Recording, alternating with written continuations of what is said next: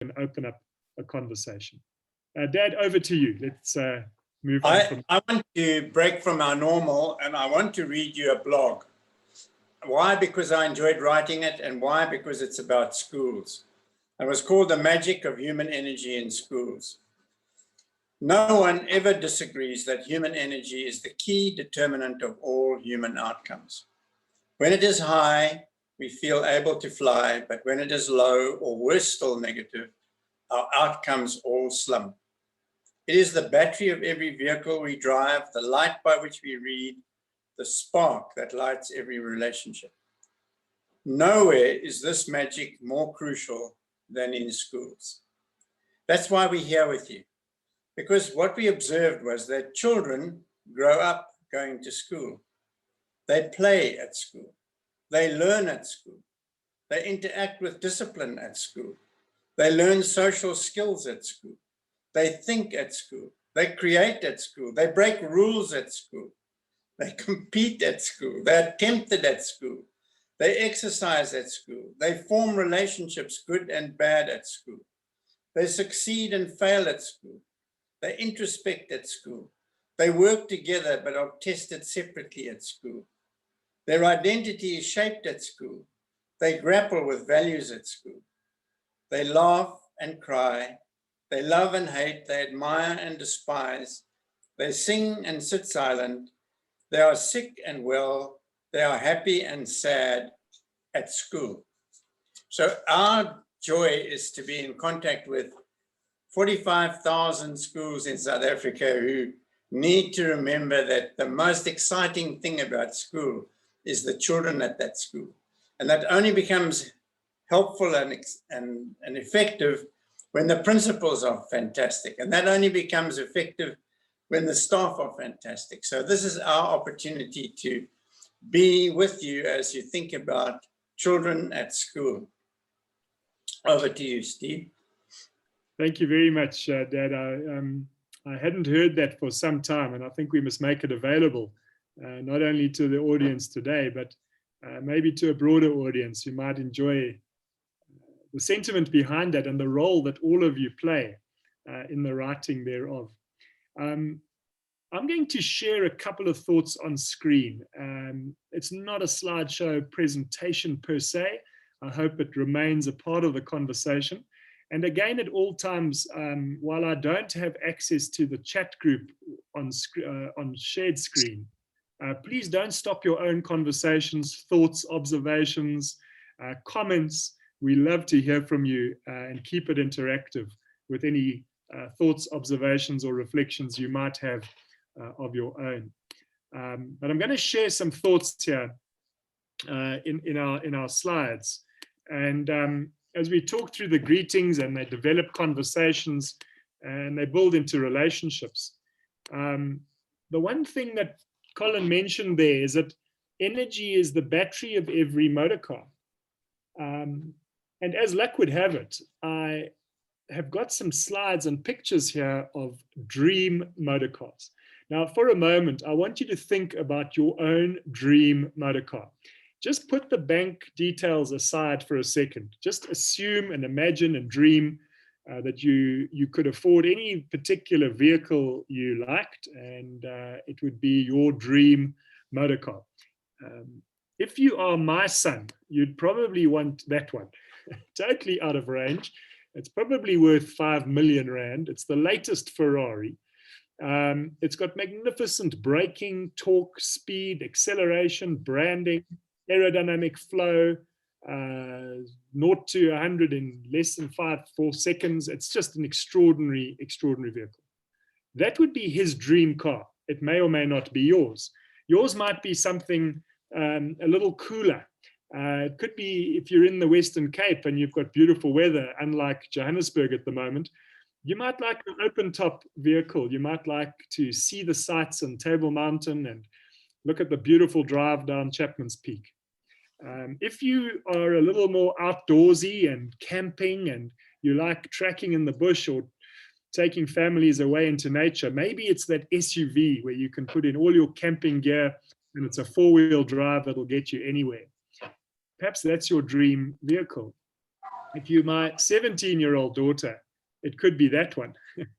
It's a surfmobile, tremendously unreliable. It may just get you from Port Elizabeth to St. Francis Bay in the Eastern Cape before breaking down. But hey, the fun is in the breakdown, and fill it with music and surfboards and friends, and that's a dream vehicle. Now, wherever you sit here, and whichever vehicle you've selected, or any one of a range in between, the interesting thing to think about here is what happens if you've got a 5-year-old at home and you arrive home in your dream vehicle, and your 5-year-old wants to experiment, right? It wants to play, wants to innovate, wants to check out the lights, the dashboard, the hazards, the flickers, the indicators, the windscreen wipers. Open the door and the light goes on. Close the door, the light goes off. How fascinating. Turn on the music. Put on the air conditioning. What's happened the next morning if you haven't checked your vehicle? Well, the simple thing is, it's called a flat battery. And the observation we'd like to share to start with is that we can drive R1 million worth of motor car, but it can be held ransom by a 1,000 Rand battery. Or even worse, it can be held ransom by just the spark in a 1,000 Rand battery. The R1 million is sitting there in the garage. It's full of potential. It's got brakes, acceleration, steering columns, dashboards, onboard computers, and double glazing on the windows. But if the battery's flat, none of it works. You may as well have a skateboard today to get to school. And so we've looked at this over 25 years in terms of human energy and say, maybe we've got degrees and diplomas and teaching qualifications and principal qualifications, and maybe we've got 30 years of school experience and running governing bodies and committees, and maybe we've got networks and extra diplomas as well. We've got curriculums and we've got support and we've got material and books, but if my battery's flat, all of those things don't get out of the garage this morning. They don't get going. They don't find any spark. They don't move. And our experience is that the battery is key. The energy in the battery is absolutely key to the performance of the vehicle. And what we hopefully are not here to do today is to try and re-engineer the schooling system or the National Department of Education. What our role is to see if we can help with the charge in the battery. Maybe your school's already got a great steering committee. Maybe it's already got some great protocols in place. Maybe it's already waiting for the 15th of February for those children to come pouring through the doors and then socially distance themselves with lots of sanitization and masks, and all your protocols are in place. We're not here to teach any of that. We're just here simply to help with some thinking around, is there a spark in the battery? Is there a spark for what we do? Is there a spark in terms of my human energy that gets the vehicle of my potential awake, alive, and useful?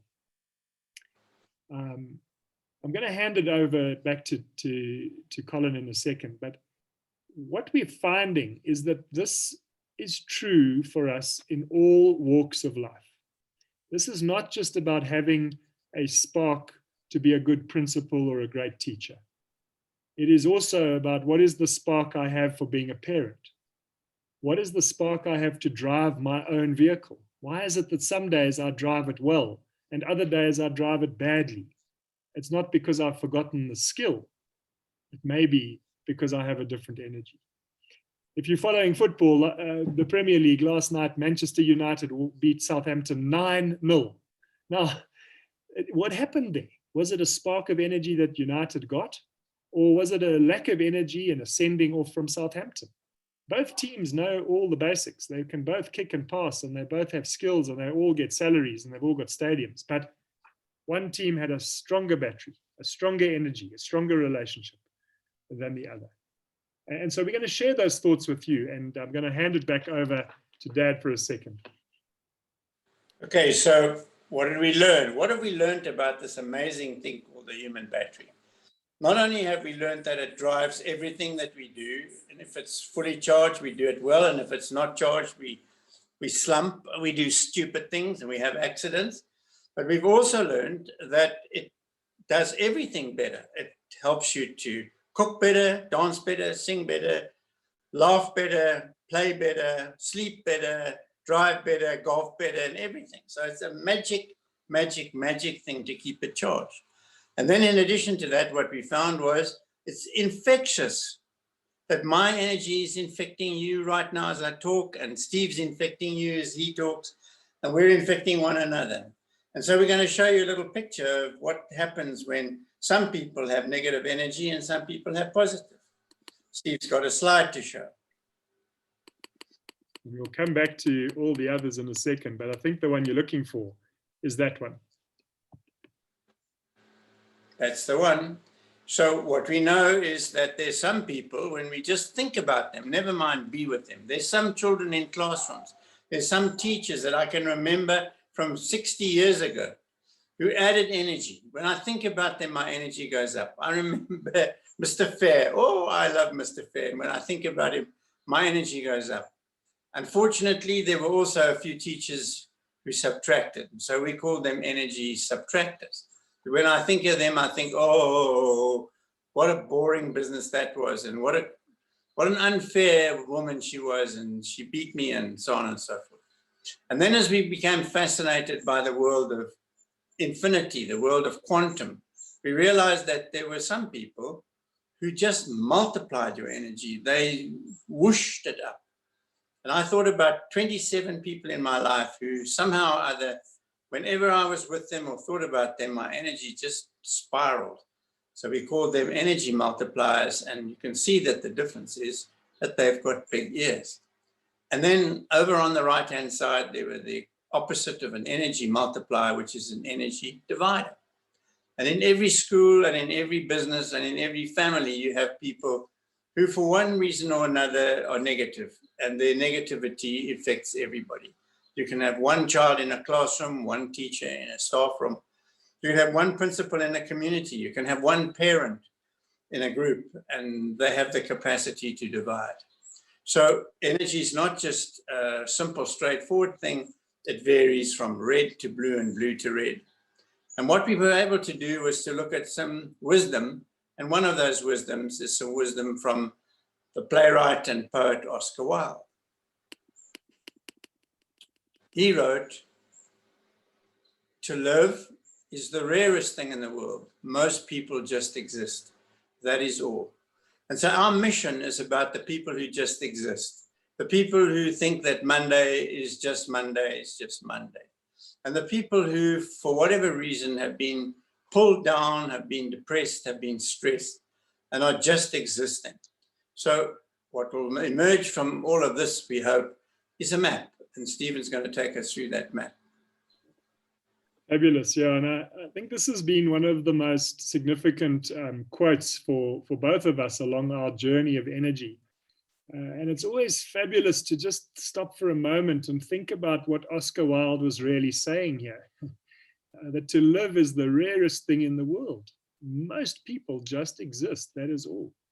And what does exist mean? Well, maybe existing means I will make it to retirement. I will just exist, and then I will live. When I retire, whoa, then I'm going to go fishing. And then I'm going to go and do the handyman stuff that I always wanted to do. Or then I'm going to go and walk around the beaches and enjoy life. Or maybe existing is getting to the end of the year, the school year, and then, boy, on the holidays, I will live.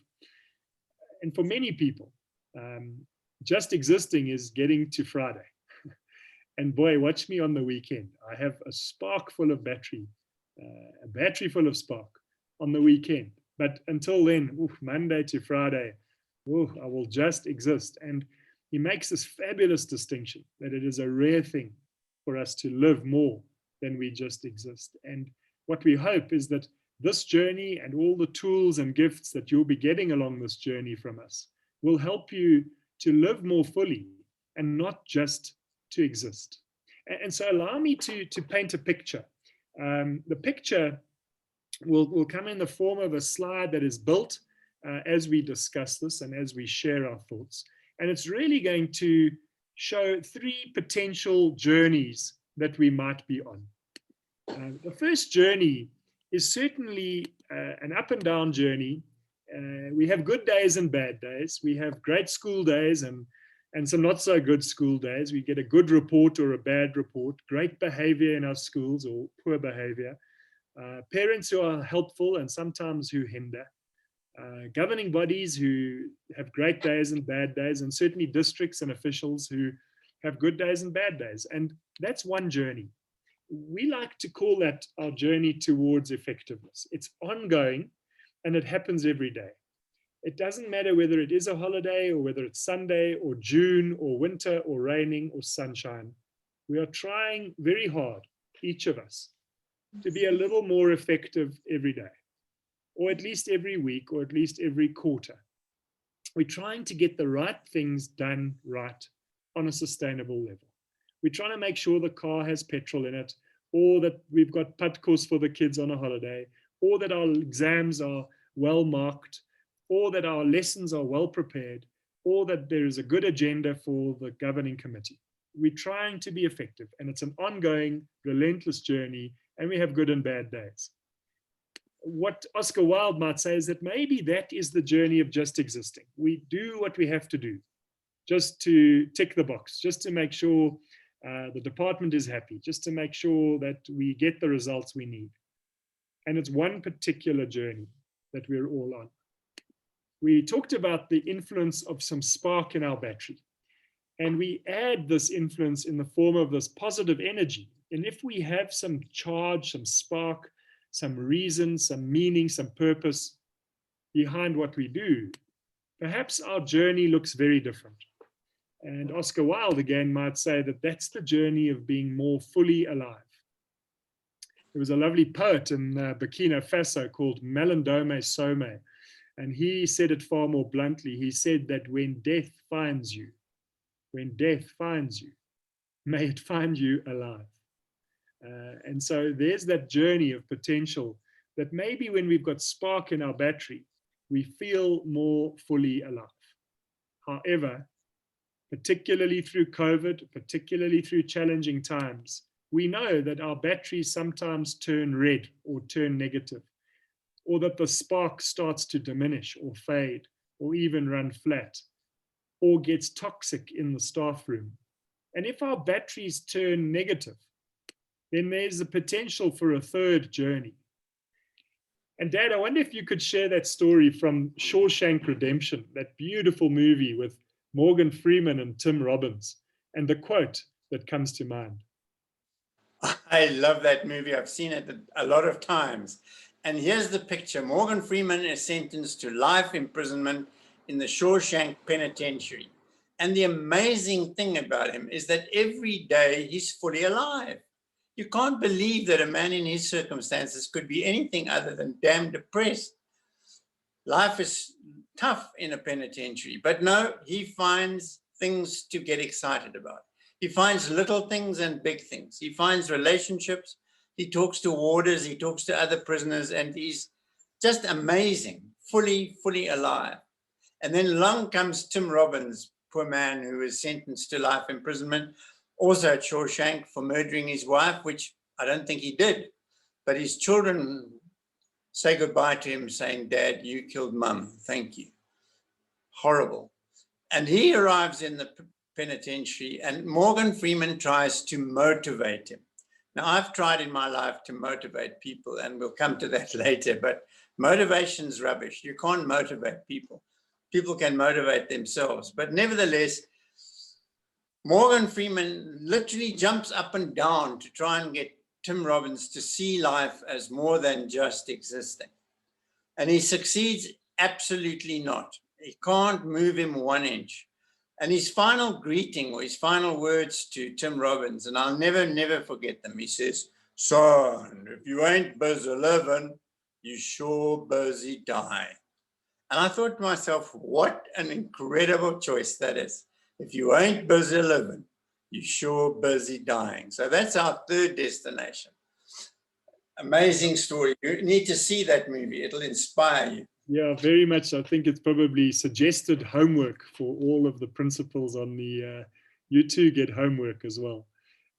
Great movie, and certainly paints a picture of another thing that we'll mention as well, is that my battery is my battery. That I am responsible for the charge in my battery. I can't keep going to my neighbor or to my son or to my wife and say, charge my battery for me. I need tools, processes, procedures, things that I can do, things that I can think about, things that I can reflect on that will charge my own battery, because my battery is my responsibility. And when my battery is charged, then I may be able to help with the charge of others. But if my battery is flat, the simple principle here is that I cannot give what I don't have. If I don't have empathy, I can't give empathy. If I have no compassion, I can't give compassion. If I have no hope, I can't give hope to others.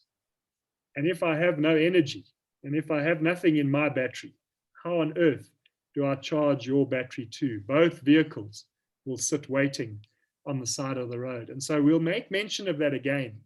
But just so that you know that you are not alone, and that education is not alone, and this is not a South African challenge only. Here are some statistics which really back this up. And the statistics are from two amazing organizations called Gallup and Towers Watson. And every year they engage people around the world on what they call employment engagement surveys. They see how happy people are at work. How engaged are they? Do they have a sense of meaning and purpose? Do they like the work they do? Would they recommend this work to a friend? Are they proud of what they do? And here are the figures, and admittedly, this is pre-COVID. And so maybe there's some discussion later as to whether these figures are still the same. But their statistics suggest that in the category of what they call fully engaged employees worldwide, across industry, country, culture, and company, only 13% are fully alive. Only 13% are fully engaged. Only 13% are firing on a full battery. Now, if your dream motor car has 8 cylinders, that means only 1 cylinder is firing. The other 7 cylinders are not helping. They may even be getting in the way. And that's not enough energy to get the vehicle out of any particularly flat parking lot. And so there is an upside to this. And that means that with 13% on average of our available human energy, we are still running some extraordinary schools. We are still running some amazing businesses. There are still various parts of departments that are working exceptionally well with 13% of the available energy. And so energy, the spark in our batteries, is this exponential, almost unmeasurable thing. But we have to have some. I'm sure that if you took a similar survey at your schools, you may find that 13% of the parent body are really involved in the active life of the school. The others sit back and complain, or leave it as your job as the school and the school governing body. The interesting numbers come in two other categories. They call the second category enrolled. Enrolled means they're just there and they will do their job only just. They will tick their KPIs. You won't be able to get rid of them easily because they can show you that they've done their job only just. Don't ask them to be a part of a committee or a think tank or to share solutions or to join a webinar at 3:30 because they're off now. That's not their job. They will just do what they need to do in the term of just existing. And when the clock strikes 4, they've actually mentally left at 2. They're still sitting there because the principal's still there. And so he might see them. But checked out, they're enrolled and they're on your payroll. The dangerous number, though, worldwide, again, this is not a South African phenomenon, is that 33%, that's 1/3, are functionally disengaged, which means they could even be destructively disengaged. It means Destructive behaviors are starting to emanate. Things like gossip, rumor, fake news, backbiting, white anting, what we call meeting silence, but corridor violence. Everybody agrees in the meeting, but then in the corridors, we fight and we disagree and we come up with our real opinions. And so this is really just some statistics to back up these three potential journeys. And all of them are dependent on the level of our own energy. What's the level like in our own battery? And so I'm going to hand it back to Colin in a second, because he's going to talk to you a little bit about the why. Why is energy so important to our performance? Dad, do you want to take that? I would love to. And it was one of the interesting things that we needed to find out. Why is it that your energy has such a profound impact on everything you do, creatively, intelligently, scientifically, logically, everything else? And funnily enough, we found it in a simple question that we asked hundreds of our delegates, and that is, when you had a double period at school, did you learn twice as much? And almost always they sigh and their heads collapse, because what they're saying is, no, we didn't. And what flowed from that when we consulted neuro people and experts was very simple. That when your energy starts to sag, when your energy starts to slump, the chemical processes in your brain stop. The dopamine, the serotonin, and all the rest are not as fully functional, and you start to react or respond or emote rather than think. And that impact on your body, on your brain, is not confined to your brain cells. It's not confined to your brain cells. And I learned that, and I'll talk a bit about it a little bit further on. But everything in your immune system, everything in your digestive system, everything in your bone cells depends on the energy that you give them. If your battery is flat, those functions suffer. So what is the answer to the why? The why is that when your energy sags, your body processes, particularly your brain processes, sag with it. So not easy to deny the fact that when my energy goes down, I'm an accident about to happen.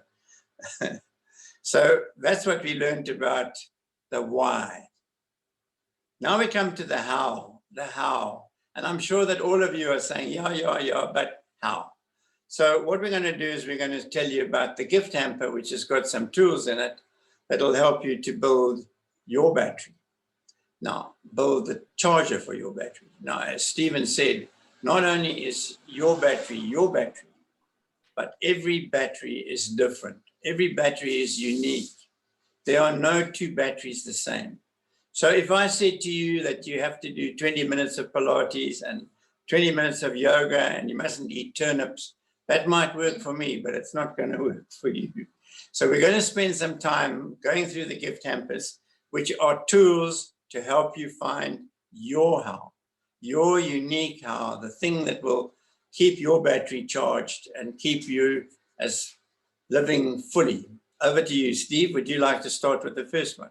Yeah, fabulous. I would. And in fact, I've got one other little addition that I thought might be very relevant for this group. You know, every organization that we've ever worked with over 25 and more years, from corporations to government departments to schools to the IEC, Independent Electoral Commission, they've all got this thing at the bottom here called a bottom line. Everybody gets measured in some way. Of course, in corporate, it's often about profit or about turnover, or about market share, but you in your schools have also got a bottom line. Most often, I think it's probably something like matric results. That's how you're measured, on your matric results. Yes, it's lovely to have a great athletics team or a winning first team rugby, water polo, but you know, generally speaking, we are measured by our bottom line. What's the most fundamental thing here? And let's assume it's matric results for schools. We've always been interested in this and thought, well, what is it that determines our bottom line? You know, where does our bottom line come from? And in retail, like a Woolworths or a Checkers or a ShopRite. It's quite simple. It comes from a place called the customer's energy. The energy that the customer has for your product or your service will fuel your bottom line. If your customers come and buy from you, your bottom line goes up. If your customer recommends you to another neighborhood or to a friend, your bottom line goes up, the energy that your customer has. And of course, that comes from a place too called the organization energy. How are you made to feel there? Do you matter?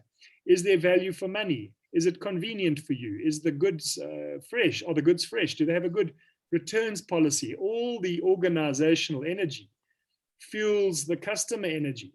And so we kept asking the question, where does this customer energy come from? Well, it comes from the organization. But where does the organization get its energy from?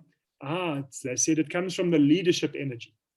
And so we thought, well, we'll stop there for a second and we'll try and help people with leadership, and we'll try and help them with energy. And therefore, we can make this distinction and this difference to their bottom line. But more and more, we were confronted by this amazing truth that the leadership energy in our school is not just the school principal. The leadership energy at Checkers is not the director of Checkers. The leadership energy of Checkers may be the cashier. The leadership energy at the school may be the receptionist who answers the telephone, or the car guard who stands outside, or the security guard who welcomes the children in with a smile. The leadership energy of the school could be at all levels. And so we looked at what is it that drives leadership energy. And of course, where we came to was this idea of my personal energy.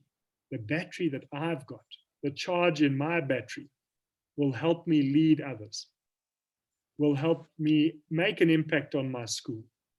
My customers, my learners and parents will feel that energy, and my bottom line has got a better chance of improving.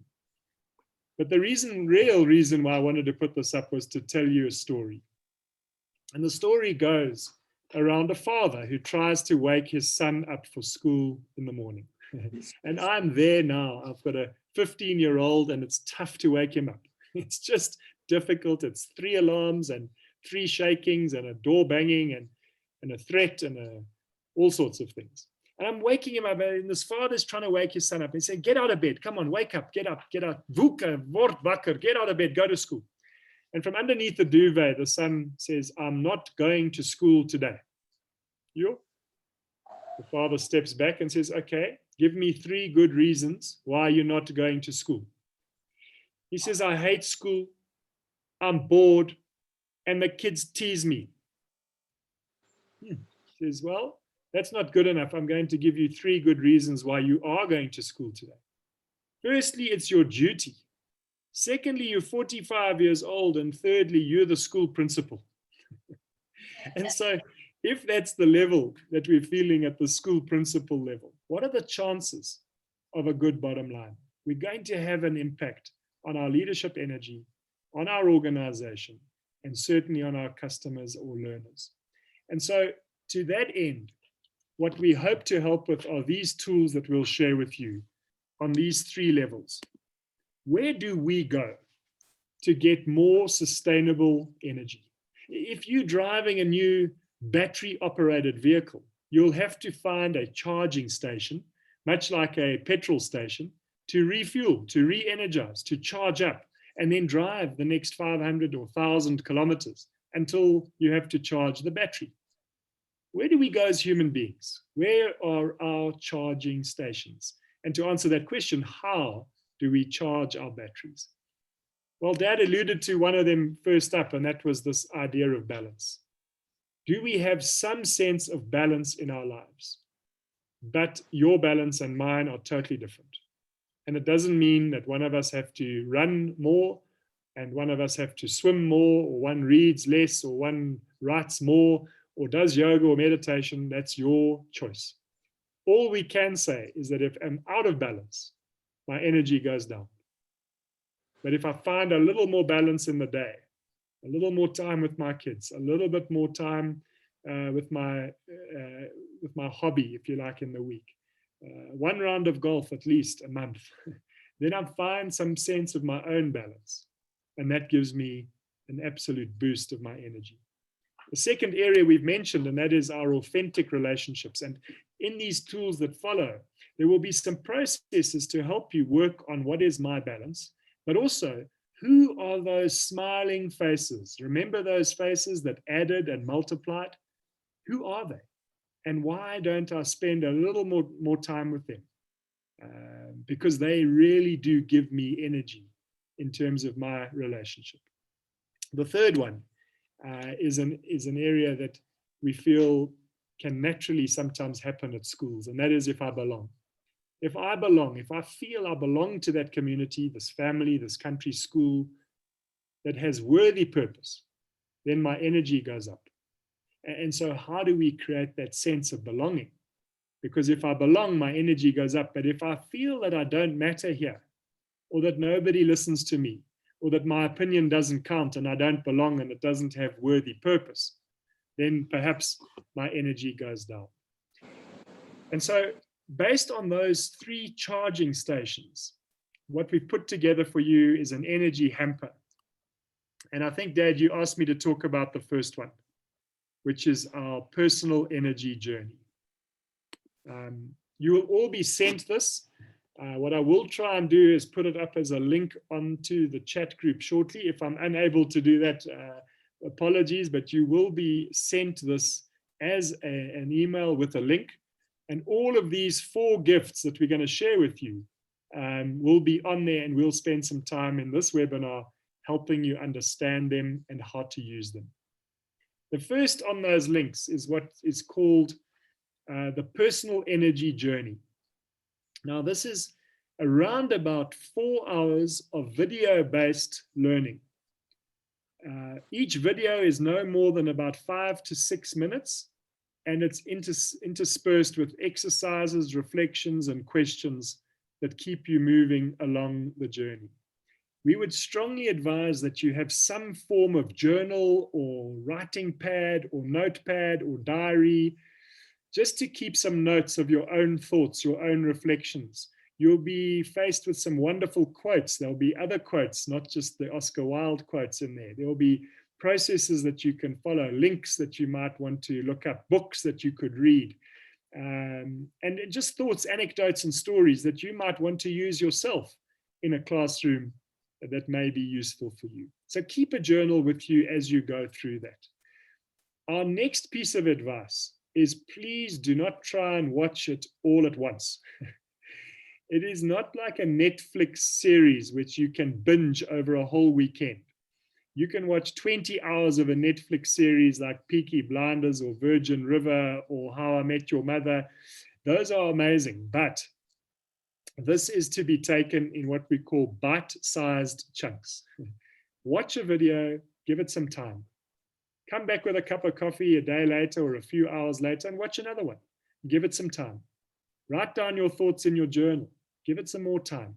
You might want to share one of those videos with a friend or with a colleague or with a teacher or even with a pupil. Write down, take your time. And over the period of a total of about 4 hours, we've tried to package what we would normally do in a workshop. If we were all face to face together and we had 4 hours, you'll get the very best cherries of that 4-hour workshop experience, but you can take it at your own pace.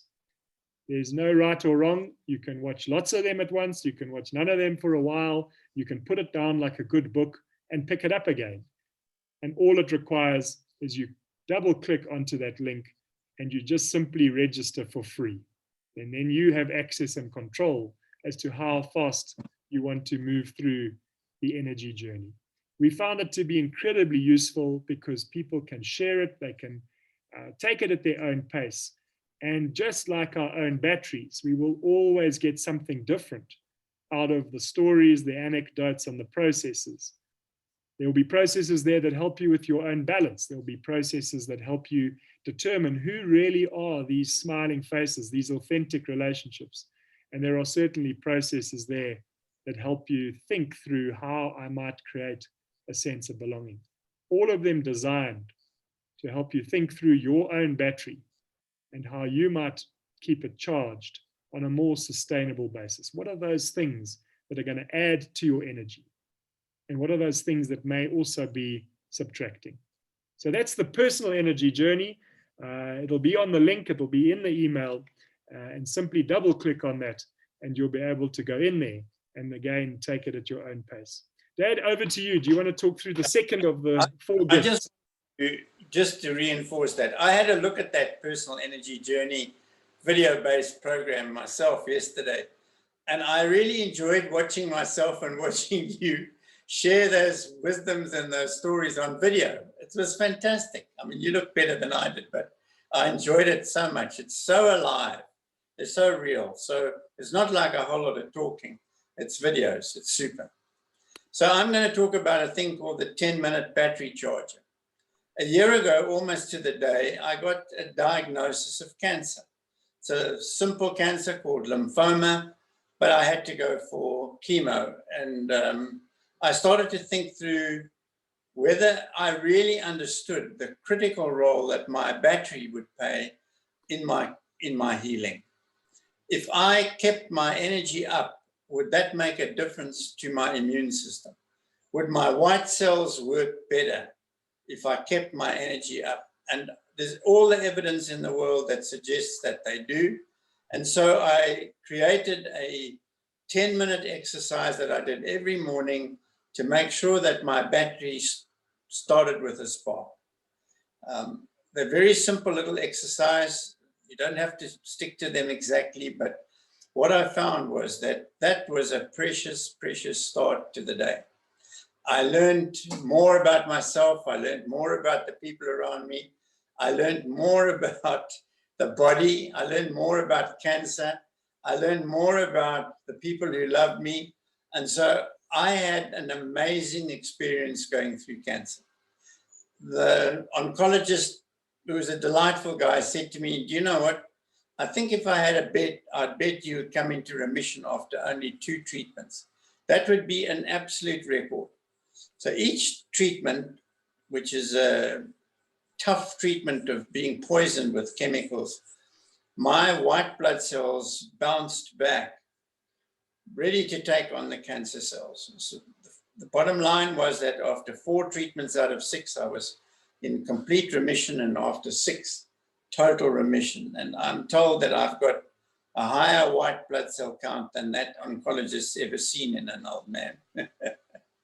But I can tell you that every day of that treatment year was a stunning experience of being with myself and starting my battery. So if you like the 10-minute battery charger, if you need a spark in the battery in the morning, try it. Just a very simple thing, a piece of paper and a pencil or a diary or a journal, and some exercises to do that you can do on your own or share. So that's the 10-minute battery charger. Then I think I'm going to keep talking because I'm going to talk about a book. When Steve's daughter, Hannah, was about 4, she was 4 in fact, I dreamt that she was standing at the bottom of my bed and she said to me, Papa, what have you done? And I imagined that what she was saying was, what have you done to make the world a happy place for me? So it was 4 in the morning and I got up and I wrote a book which I finished at 7.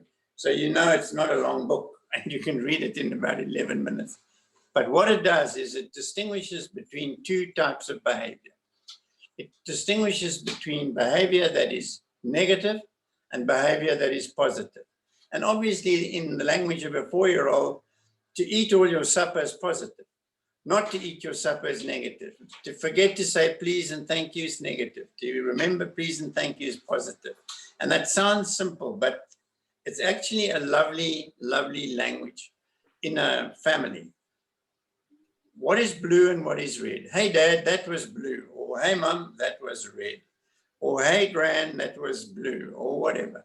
And not only that, but then to become more and more conscious of the fact that if you play blue, you get blue back. And if you play red, you get red back. So when I read it to her, and we were sitting together and she was on my lap, I said to her, Han, what have you done today that was blue? And in very simple terms, she said, Papa, I ate all my supper. And I took my plate to the kitchen to the scullery to be washed, and Betty was there, and I thanked Betty. And when I thanked her, I looked in her eyes. She said, is that blue? And I said, that's blue, my darling. And then she said, and did you see how fast my feet moved through the grass when your car came through the gateway? And how tight I squeezed you till you had tears in your eyes. Is that blue? I said, that's very blue. She said, Papa, what have you done today that was blue? And I had to think. But it's a lovely, simple thing. It's digital.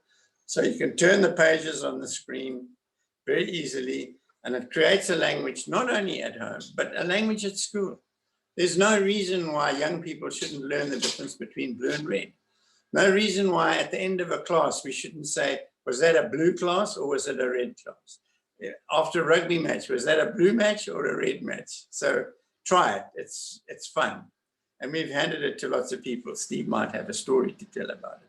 But anyway, Peoples it's called, and it's there for you to share.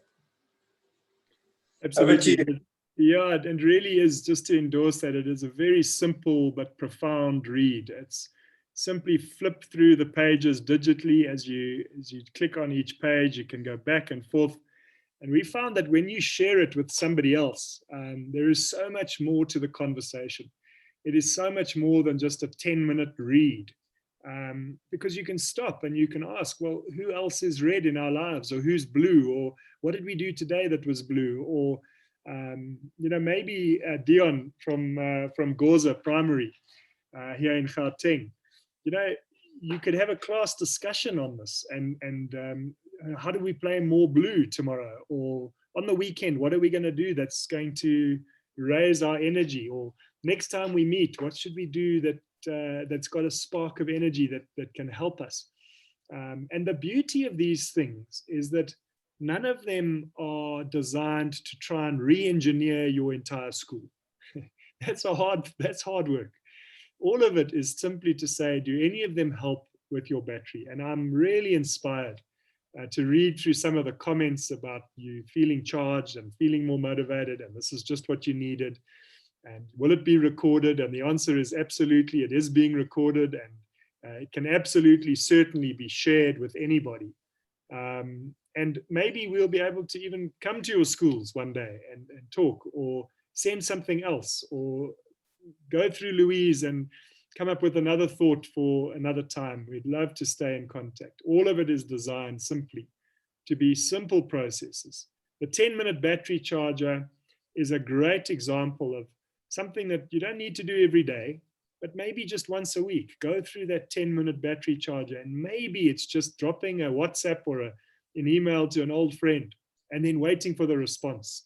And what a charge of energy you might get, just knowing that you're not alone on your own journey. Somebody else is thinking of you as you go.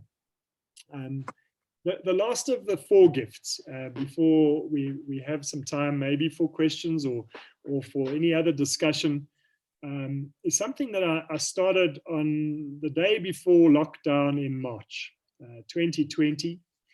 I looked at my diary in early March, and it was going to be the busiest year of my life. I had bookings, I had wonderful clients, I was excited about the work I was going to do, facilitating leadership programs, immersions into the bush, wonderful trips to Constitution Hill, and really getting into the work that I love and gives me a sense of belonging. And 48 hours later, it was all gone. Big erasers moved through and completely decimated the diary. And of course, my battery just felt absolutely flat, as many of yours did, and still maybe do during these times.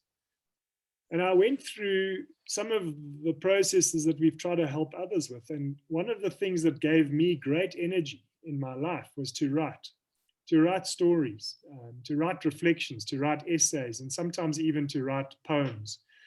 And all of them have been stored away in journals or jammed into soft copies or hard drives.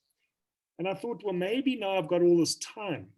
What am I going to do with these stories? What am I going to, maybe I've got time to go through them and give them some life again. And so I started a daily reflection called Stories for Humanity. And For the first 35 days of lockdown, I simply shared a story about somebody whose energy had inspired me.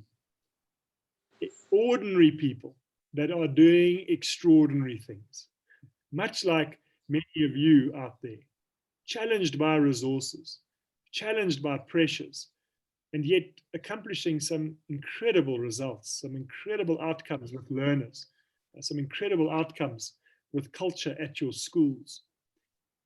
And so what started as a simple reflection has now built into lots of reflections. And what you will also get is a link to all of those potential stories called Stories for Humanity. And you can scroll through them, and each one of them is also about 5 minutes long, and each one of them is accompanied by an essay or a short piece of writing. And you might meet some amazing teachers that I've met along the way. You might meet some golf caddies, a man called Aaron, who today, still 40 years later, is a caddy at the Wanderers Golf Club, who was horrendously burnt in a shack fire when he was 2 years old. And he lost his entire right hand and all the fingers except for 2 on his left hand. His mother left the scene, never saw her again, and his father died when he was 14. But today he has children of his own, and he's learned how to keep his high fives in his heart and his handshakes in his smile. And Aaron is an example of somebody who's just tapped into this extraordinary resource called personal energy. And how he does it with the limited resources he has, I still don't know, but he is an inspiration to everyone who goes to the Wanderers Golf Course. You'll meet Mum Kanye, who started a thing called the Home of Hope. And over 20 years, she has rescued something close to 10,000 children off the streets and away from gangsterism and drugs and prostitution. And she's done it through the warmth and the energy in her own heart, despite the fact she's got 5 children of her own. You'll meet car guards, and you'll meet some extraordinary people who show us that they are able to charge their batteries on a regular basis.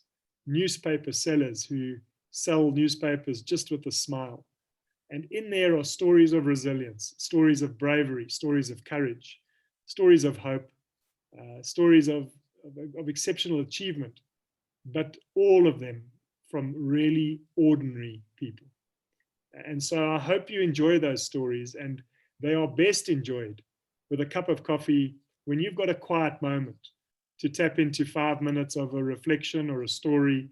And those two are able to be shared with whoever you feel might see relevance or use or joy in those stories.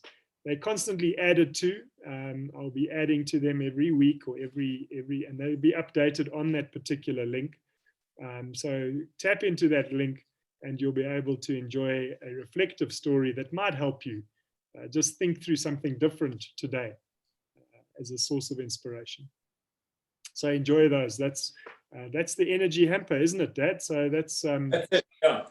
That's Blue story. I did pop the link up there, and so maybe some of you have been able to follow that link as you go and see what it looks like and play around with it. But don't panic, because if the end of this webinar, if you haven't managed to save that link or copy it and save it onto, you will get an email with the write-up as well from both of us. So we hope you enjoy the hamper. Just a couple of reflections on the impact of COVID. I think there are 3 that fascinate us. The first is that, as we said earlier, there's absolutely no doubt that your battery has become your battery to charge. The district can't charge it, the department can't charge it, the Minister of Education can't charge it, only you can charge it. And that's true of the parents of the school learners that you've got. And it's true of your teachers. Only they can charge their batteries. And their lives have changed radically. It's not the old work-life balance. It's about integration. It's integration of what's happening around the kitchen table with children. It's an integration of what's happening at home with what's happening at school. And that's a big, big change. And so we need all the energy we've got. We need to draw it from each other, and that it's about becoming whole as humans, not just well. And so where to from here? Well, you can just ask. If we could take 45,000 lovely schools and take them all through a 4-hour energy program, we would die to do that, but it's on the web, it's on the link. If we could come to all your schools, we would die to do that, because when I've been to schools, I've come away richer and happier. But we'll still come if you'll invite us. And then if you need anything more, come and have a cup of cappuccino with us on our website, which you'll get as part of the feedback from this program. But whatever you do, if you need, just contact us.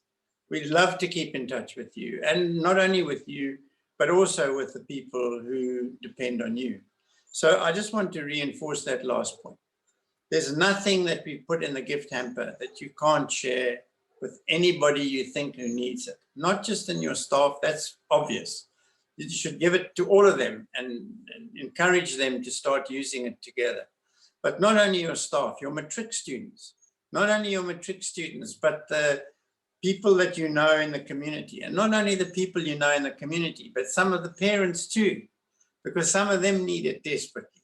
So it's there to be shared with your love and with ours. So bless you, and thank you for being with us this afternoon. Over to you, Steve, and maybe we'll get questions, but let's see how. Thank you. Yeah, thank you, Dad. I think you make a great point, and I'm really glad you made that. And that is that when we share these things, we learn them even more. You know, there's always that lovely phrase that says, if you really want to learn something, try and teach it to somebody else. It really does heighten the awareness and the consciousness around the concept of energy. And, you know, we've done lots and lots of this work with corporates, and where it's been most successful is where they've taken some of these tools and really used them for conversation, to get together as teams and to say, hey, here's a little video clip. Let's have a chat about this, or think about this week. And it doesn't need to swamp the whole agenda. You've got busy lives, you've got lots of things to do, but sometimes a 5-minute clip here and there, or a check-in, or a cup of coffee with each other about our big yeses and our big no's and our smiling faces is just the tonic we may need. So please do that and share it as you see fit, and whatever suits your agenda, curriculum, and your own energy yourselves. Thank you for all your amazing comments. I haven't seen too many questions, but I did want to pick up on one from Mrs. Baya C. Manuel. And there's a phrase she uses in there which is quite beautiful. She says, we tend to forget to recharge ourselves. We tend to forget to recharge ourselves. And yet so many people rely on us for our charge. There's a beautiful piece of writing, and it's nearly 1,000 years old. So I love the wisdom behind the test of time. And it goes something like this. It says, when I was young and free, and my imagination had no limits, I dreamed of changing the world. But as I grew older and wiser, I realized that the world would not change. So I shortened my sights somewhat and decided to change only my country. But it too seemed immovable. As I grew into my twilight years, in one last desperate attempt, I settled for changing only my family, those closest to me. But alas, they would have none of it. And now, as I lie on my deathbed, I suddenly realize if I'd only changed myself first. By example, I would have changed my family. From their inspiration and encouragement, I may have been able to better my country. And who knows, I might even have changed the world. And so, Mrs. Manuel, thank you for that reminder. We just take the word charge and we change it to change, or we take the word change and we change it to charge. We have to charge ourselves before we can charge our families. we have, from their inspiration and encouragement, we may be able to charge our school. And who knows, we may even change our country. I think we greeted you somewhat differently with Namaste. We learned that greetings are the key which opens the door to conversation.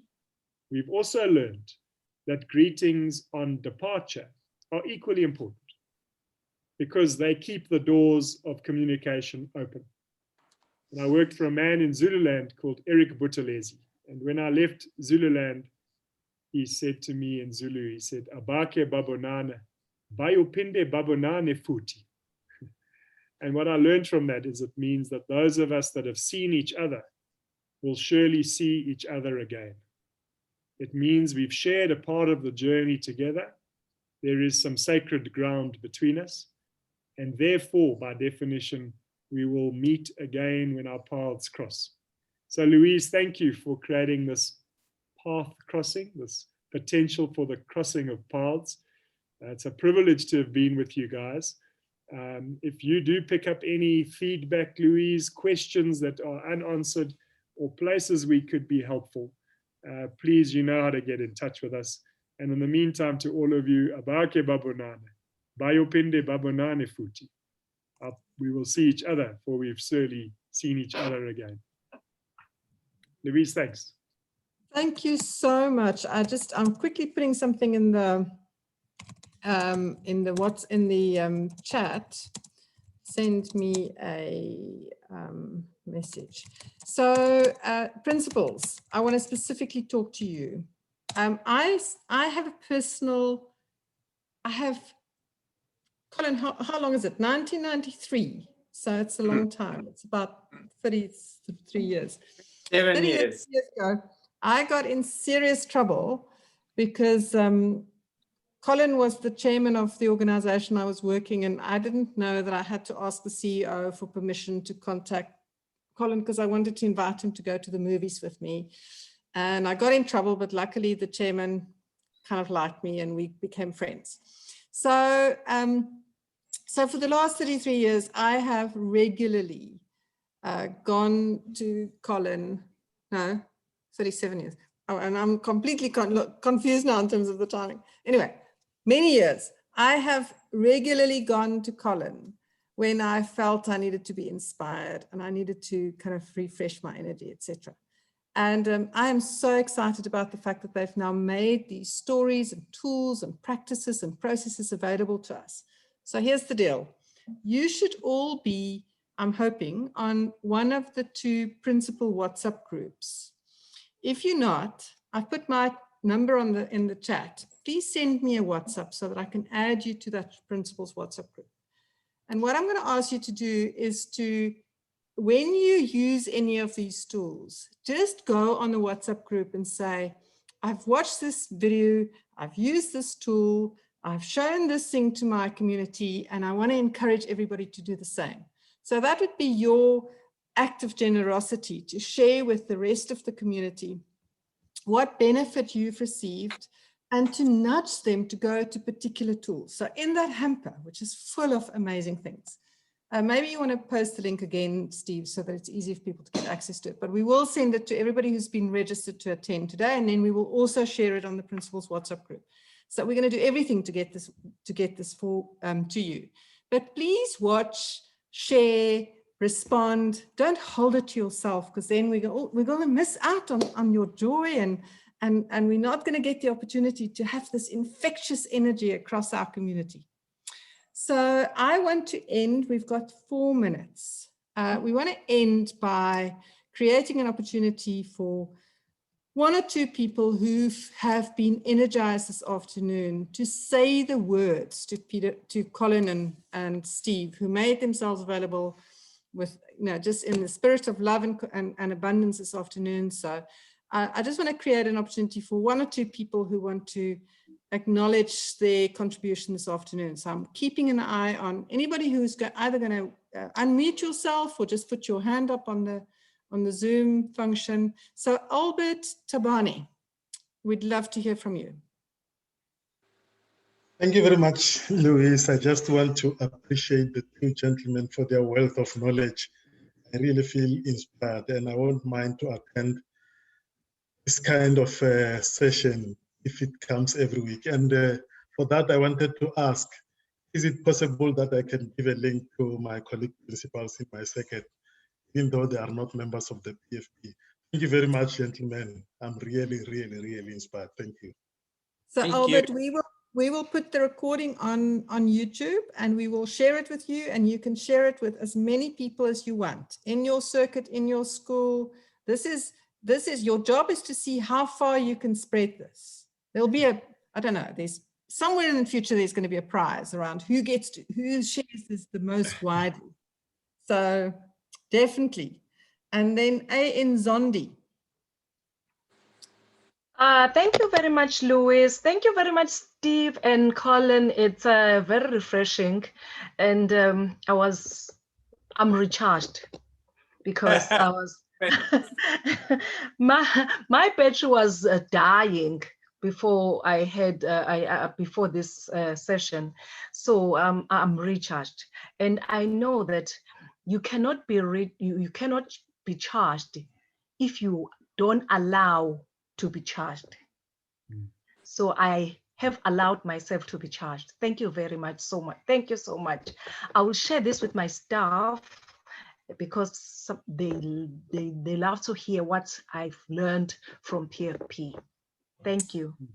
Fantastic. So share this recording, share the hamper, go and watch it. What's beautiful about the hamper, and I have to say this to Colin and Steve, is that the videos are short. So they're like, you can watch it for 3 minutes or 5 minutes, but it's not a long story. You don't have to kind of make time. You can watch it while you're cooking. You can watch it, just create that few minutes for yourself. So is there one more person who want to say something? Thank you very much to Mrs. Zondi and to Albert, who already expressed appreciation. From my side, Colin, Steve, loved having you with us. I'm sure there's going to be another opportunity. I do want to say to any, well, I don't think we should make this an invitation to say, if you want Colin or Steve to come to your school, let us know, because then we're going to get 39 invitations, which isn't going to happen. But they're saying yes. So if you want Colin to come and meet with your staff or your students, or Steve is in Joburg, Colin's in Cape Town, let me know. And they do spend time in the other cities. Drop me a note, and I'll just try and manage this a little bit. But have a fantastic evening. Go and enjoy being with your families this evening. And thank you, principals, for what you're doing and for your leadership and for keeping going despite the fact that it's tough sometimes. And please share your thoughts on the principals WhatsApp group, because that's our way of continuing to stay engaged. So thank you very much, everybody. Well done, Bye. Louise. Thanks, Albert.